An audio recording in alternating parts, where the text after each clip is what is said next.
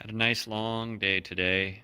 We did a number of things in the Power Racer, including solving the mystery of the speed connector. So we knew this one was direction front rear, and we thought this other connector was speed, but no matter how we jumpered it, we never got a change in speed. Well, it turns out we were technically running the motor, according to the controller, in reverse. And in reverse, you only get one speed. As soon as we switched to having the motor the direction it wanted, or the controller wanted it to be, then we got speed. So we went from about 1,500 RPM up to a little over 4,000. That meant moving the motor, which was oriented the other direction, and this sprocket was over here.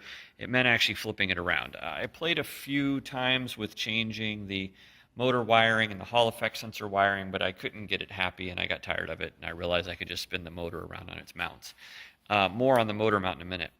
We were trying to get rid of the idler, so we spacered up the mount to bring the chain up, and we had the chain nice and tight, but I guess it wasn't aligned well, and it jumped at one point in time, and the torque on it actually, let's see if you can see it, bent the motor mount. So looks like we're going to have a support under that front.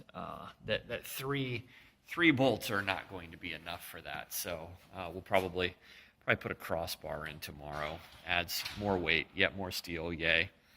But let's see, we can actually spin it up.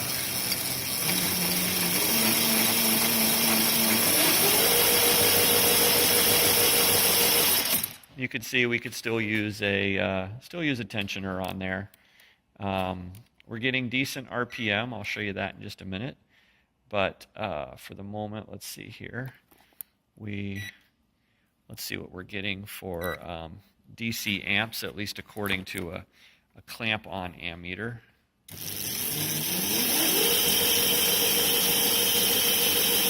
There's 4 amps. Hey, Drew. Come over here and hold the brake a little bit so I can see the amperage go up. And there's Drew. Hey. Hello. Drew's been with me all evening, hacking on this thing. So he's going to actuate the brake lever just a little bit, not a lot. I just want to see the amperage go up. So go ahead, a little bit.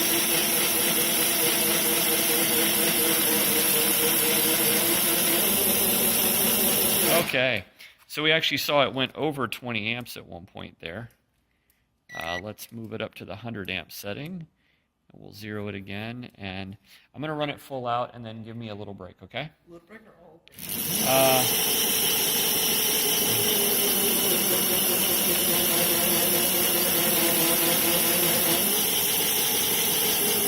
Come on.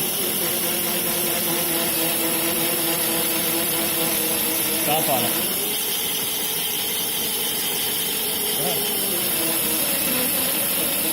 So you can hear it bogging down a bit.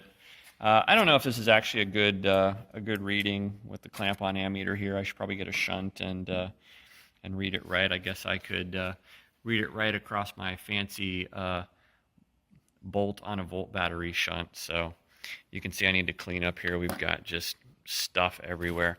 We actually got a digital tack. Hey Drew, run the throttle here. So let's see if I can do it here with one hand while I... Go ahead.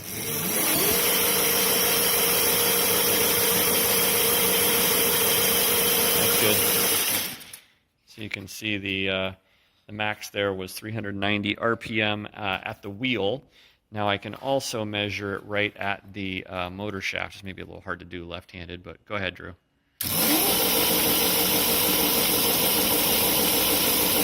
Okay. Except I don't know what I did, but I did something wrong there. So hang on, min-max. Hang on, there we go. All right, let's try that again.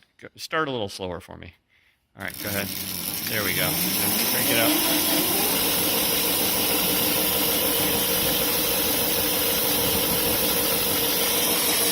Okay. I don't remember which mode we're in, but you can see we're getting almost 3,000 RPM there. So anyway, fun stuff. We also, I worked on kingpin angle here tonight, and Got this this spindle remounted. We're just tacking things generally for right now. I had to fill a little filler in a gap up there, so that's why that one got welded more.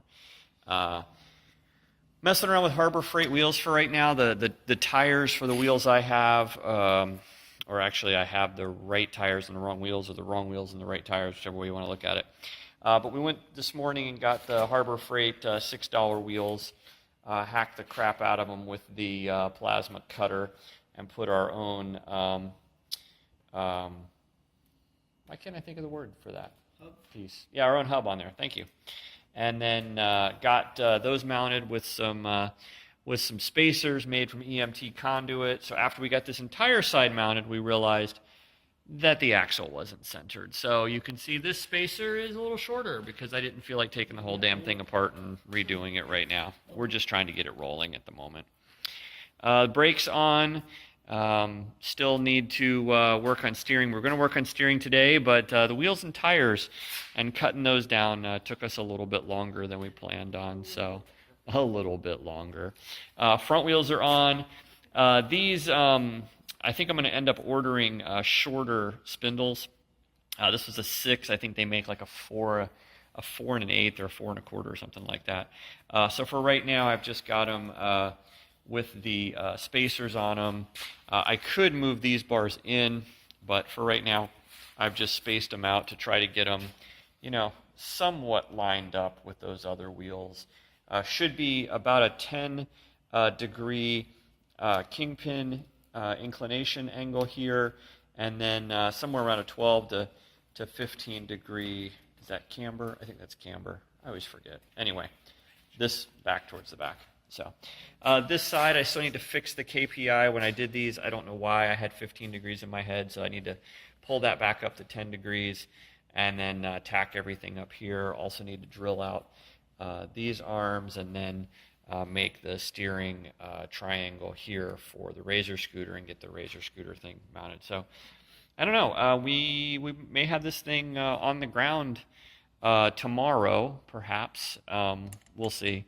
Right now, we also still don't have a battery mount or a seat or any of those things, but we'll see where we get tomorrow. So we're making good progress, right, Drew? What? Exactly. All right. See you soon.